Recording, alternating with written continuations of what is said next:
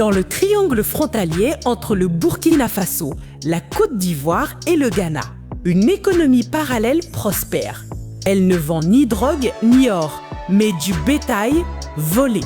Derrière cette réalité, une guerre silencieuse se joue, impliquant terroristes, milices, commerçants et parfois des représentants de l'État. Dans le sud-ouest du Burkina Faso, entre les forêts épaisses et les pistes rouges qui mènent au Ghana ou à la Côte d'Ivoire, le silence des troupeaux cache une guerre invisible. Ce n'est pas une guerre faite de chars ou de missiles, mais de machettes, de motos et de vaches volées. Depuis plusieurs années, des groupes armés comme le JNIM, affiliés à Al-Qaïda, mais aussi les volontaires pour la défense de la patrie, des supplétifs de l'armée, s'affrontent et parfois se confondent. Leur arme, le bétail. Leur objectif, s'imposer sur le territoire, terroriser les populations, financer leurs opérations. Des milliers de vaches sont volées chaque année, revendues à bas prix au Ghana ou en Côte d'Ivoire. On parle de véritable blanchiment de bétail.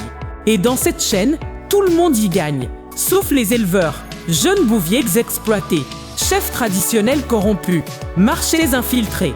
Les animaux volés sont cachés dans la brousse, puis discrètement mélangés à d'autres troupeaux avant d'être vendus, la plupart du temps, dans les marchés officiels.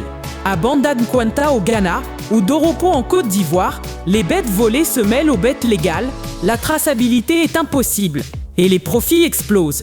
Mais derrière ce trafic, il y a des vies brisées, des familles ruinées, des communautés déplacées, des jeunes tentés par la violence faute d'alternative.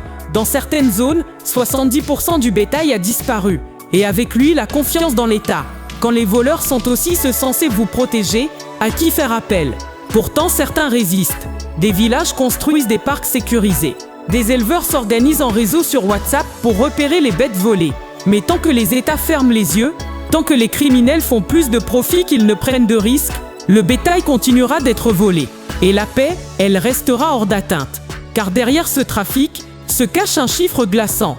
En croisant les données de marché et les témoignages, on estime qu'au moins 10 000 bêtes sont volées chaque année dans cette zone frontalière. Et revendues en moyenne 500 € par tête, cela représente un marché annuel d'environ 5 millions d'euros. C'est plus de 3 milliards de francs CFA qui échappent aux États et tombent dans les mains de milices, de terroristes ou d'acteurs sans scrupules. Dans ce triangle frontalier, ce ne sont pas seulement des vaches qu'on vole. C'est une région tout entière qu'on appauvrit, qu'on abandonne et qu'on laisse brûler à petit feu.